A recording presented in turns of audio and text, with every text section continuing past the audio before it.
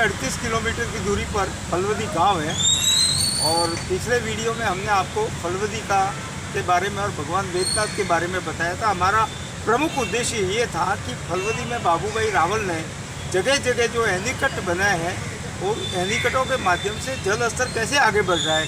तो हमने वहाँ पर देखा कि करीबन 2 से 3 किलोमीटर की दूरी पर जितने भी कुएँ हैं, उन कुओं का जल स्तर इन एनीकटों के माध्यम से बढ़ जाता है, जिससे वहाँ पर पानी की कमी नहीं रहती है।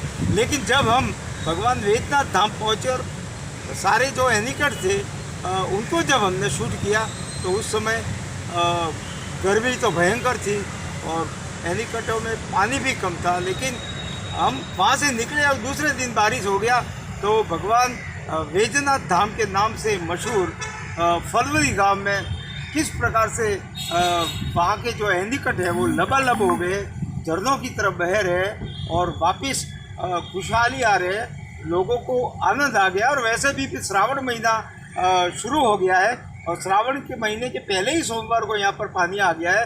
तो श्रावण महीने में हरियाली अमावस्या श्रावण महीने के बाद आती है, वहाँ पर मेला भरता है। तो इस बार श्रद्धालुओं की बल्ले बल्ले होगी। जय महादेव।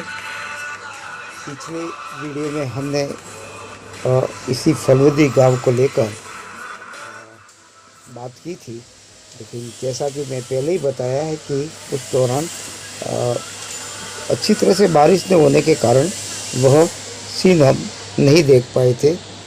और जैसे ही श्रावण माह बैठा, वैसे ही भोलेनाथ के दरबार में पानी पानी हो गया। तो पिछले वीडियो में हमने बात की थी पर्यावरण को लेकर।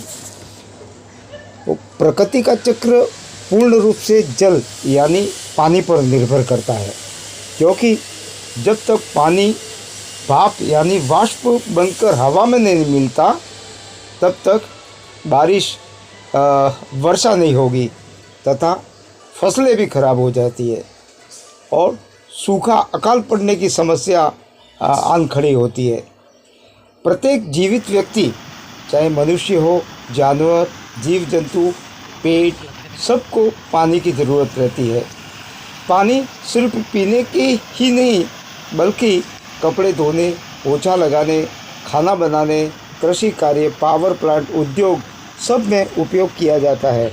इस फलवदी गांव के चारों ओर पहाड़ियाँ है और यदि जंगली क्षेत्रफल की यदि हम बात करें तो फलवदी में सबसे बड़ा जंगल है। और यहाँ पर कुओं का जल स्तर ऊपर उठे, उस क्रम में बाबू भाई द्वारा यहीं पर निरंतर एनीकट बनाए हैं, जिससे बारिश का पानी रुक जाता है।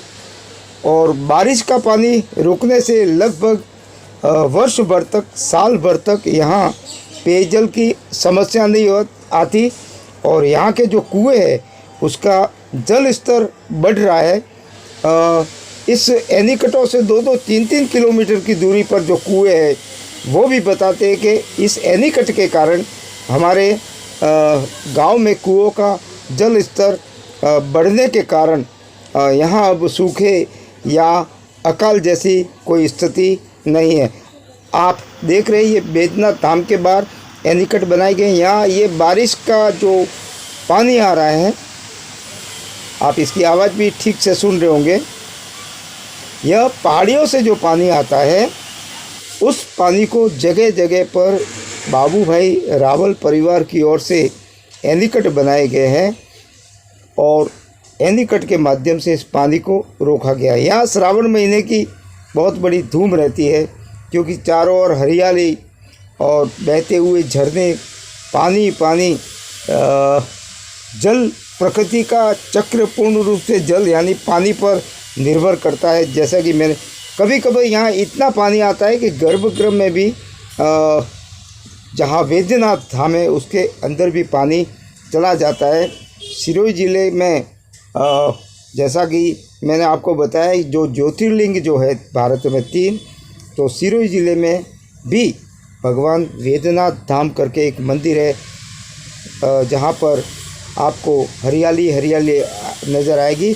और पर्यावरण की दिशा में बाबू भाई शांतिलाल जी रावल यानी तवरी से लगा के फरवरी तक कम से कम 205 साल पूर्व नीम के पेड़ लगाए, जो अब बड़े हो गए हैं। और आप तवरी से लगा के फलवदी तो सड़क पर करीबन 200 बड़े बड़े नीम के पेड़ हमें दिखाई देंगे।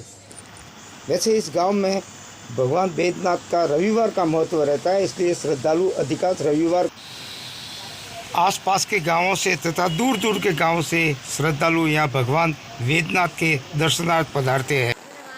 हाँ, बता दें कि इस वक्त श्रावण महीना चल रहा है, जो भगवान शिव को बहुत ही प्रिय है।